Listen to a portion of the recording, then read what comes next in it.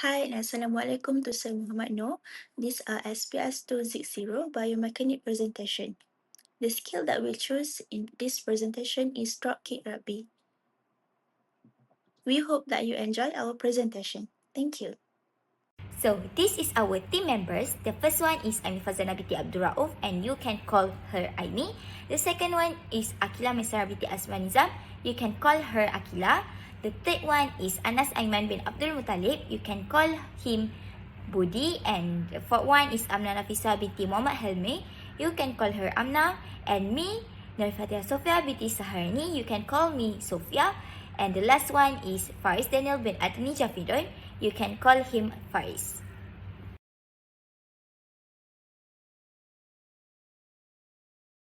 Hi, Assalamualaikum. My name is Aim Farzana binti Abdul Rauf. Now I would like to present introduction about dropkick skill in rugby. The dropkick is a common and important skill in rugby that is used to restart play or score points. It involves dropping the ball to the ground and kicking it right after it bounces. This skill is seen during kick-off, 20-meter dropouts, and when a player attempts a drop goal during open play. In rugby sevens, it also used for conversion kicks after a try. The drop kick requires good timing, balance and coordination. As the player, they must kick the ball at just the right moment to make it accurate and powerful. Performing a drop kick uses muscle in the legs, core and even the arms to control the ball and maintain balance. It is a skill that takes practice to master, but when done correctly, it can help a team gain field position or score important points. Because of this, the drop kick is an essential skill for rugby players to learn and use effectively during a match.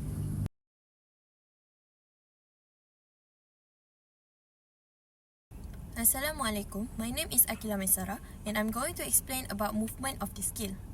The first one is flexion. In rugby, players engage hip and knee flexion as they prepare for a drop kick.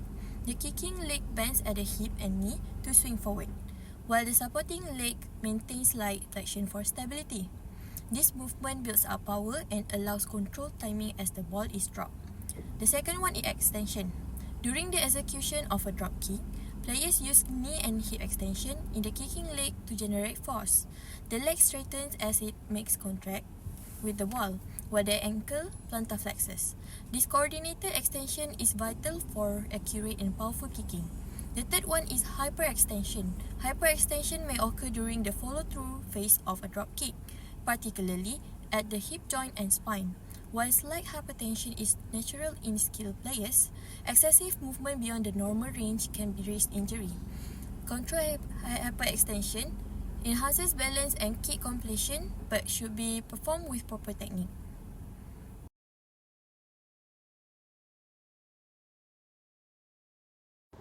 Hi sir, I would like to present about form of motion. In the rugby drop kick, movement primarily occur in the sagittal plane, such as the forward motion and leg swing, while the frontal planes help maintain side-to-side balance, and the transverse plane is involved in rotational movement of the torso and hips to generate power and stability. And now I would like to present about muscle involved.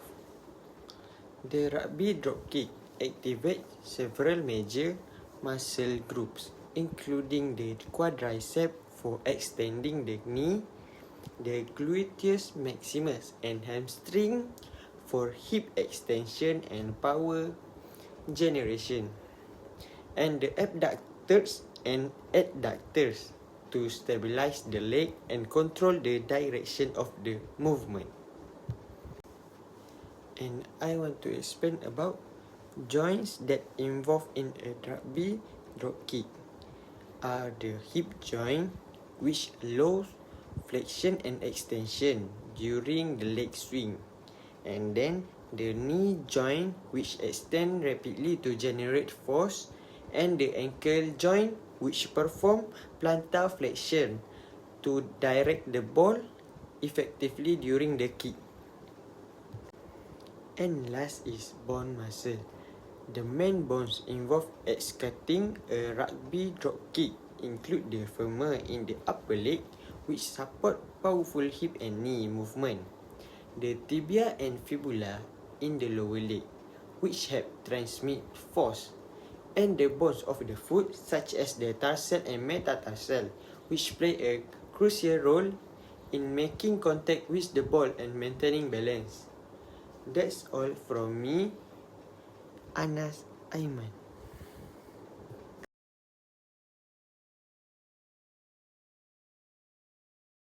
So next, I will explain about task analysis. The first one is preparation phase. During the preparation phase, the player gets ready in body and mind. They stand straight, lean forward a bit, and hold the ball upright with both hands in front of the body. The non-kicking foot is slightly in front and the kicking foot is behind. Feet are shoulder wide apart with knees slightly bent for balance and movement. The player faces the target, like the goal or a spot on the field. They focus on the bottom of the ball and stay calm and focused before kicking. For drop phase, during the drop phase, the player drops the ball straight down. Both hands let go at the same time to keep the ball steady. The drop must be controlled so the ball bounces at the right time to match the kicking leg swing. It should bounce right in front of the kicking foot. The player keep their eyes on the bottom of the ball. Good focus and a steady drop are important for a strong and accurate kick. Next is contact phase. During the contact phase, the kicking leg swings forward and hits the ball as it bounces. The foot usually uses the instep for power and control. The foot must strike the lower part of the ball to lift it toward the target. The hips and body turn to add strength and aim. Arms are raised a little to help balance. The whole body moves smoothly to transfer power to the ball. The last one is follow-through phase.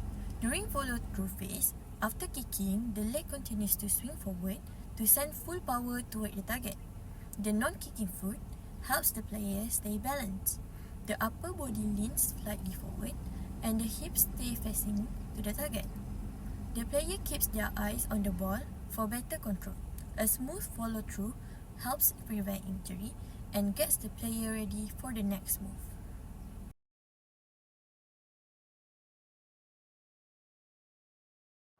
Now, let's move to my part, which is mechanical basis of human motion. So first, I would like to introduce the definition of each law. First law is law of inertia. It is Newton's first law of motion. A body will maintain a state of rest or constant velocity unless acted on by an external force that changes the state. Second is law of acceleration. It is Newton's second law of motion. It's an expression of the interrelationships among force, mass, and acceleration. Next is law of action-reaction. It is Newton's third law of motion. It states that every applied force is accompanied by a reaction force. Next, I will explain about mechanical basis of human motion in dropkick rugby. So first, in law of inertia, the ball stays at rest in the hands until the player initiates the drop and kick motion. Next, in terms of law acceleration, the force applied by the foot determines the acceleration of the ball. More force result in a faster moving ball. For the last law is law action and reaction. As the foot applies force to the ball applies an equal and opposite force to the foot. That's all for my part. Thank you.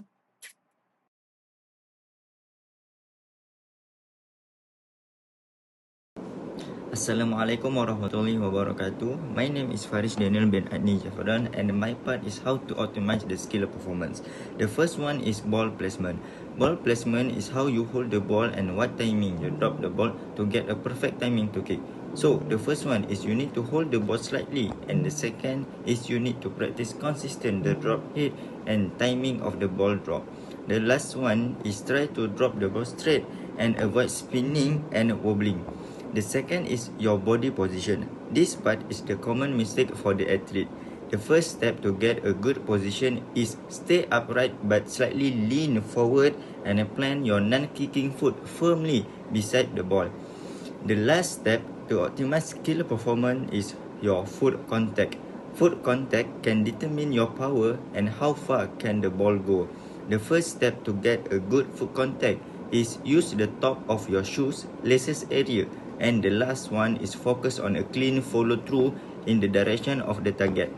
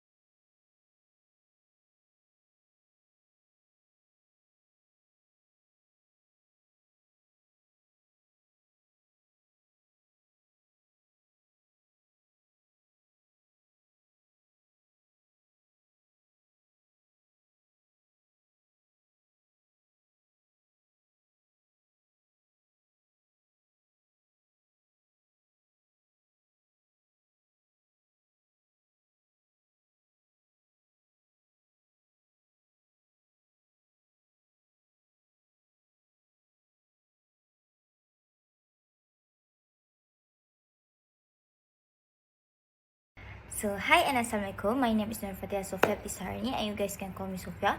So, now I will explain to you guys the calculation of velocity, acceleration and force for our topic, which is dropkick rugby.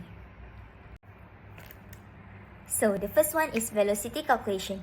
As you guys can see in the slide, I already provide you guys a formula of velocity, which is velocity equal displacement divided by time.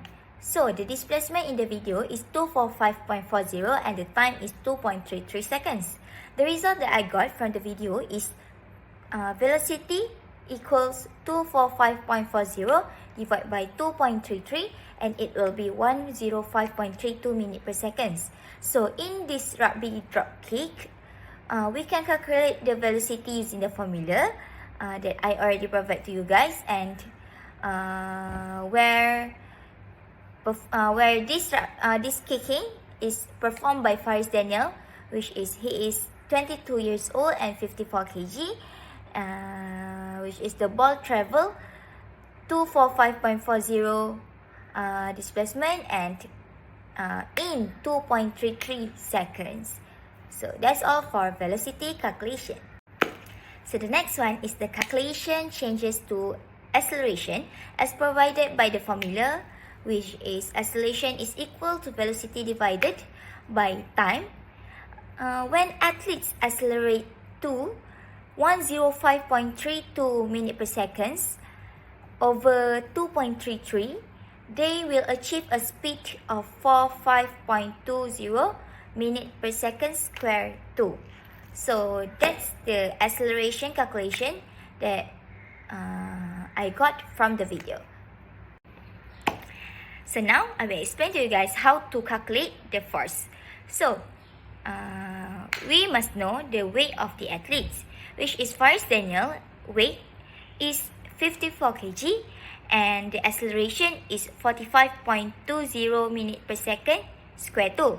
So the force is calculated as mass times acceleration. So the result we got 54 times 45.20 will equal by 2440.8 Newton. So that's all the calculation of force.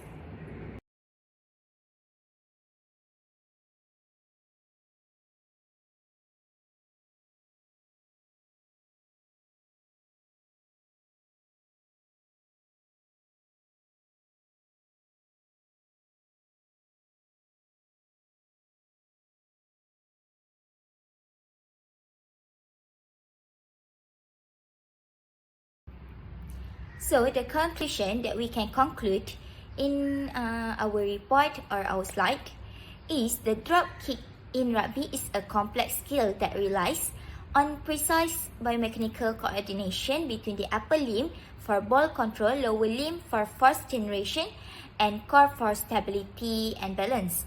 The key of biomechanical principles at play are including Newton's law of motion, optimal force production, and timing and sequencing, angular motion and momentum, and also balance and stability. So biomechanical efficiency in the dropkick is achieved when the force, timing, balance, and the coordination are optimized, and also enabling the kicker to generate both power and precision under dynamic conditions. So that's all from us. Thank you and Assalamualaikum.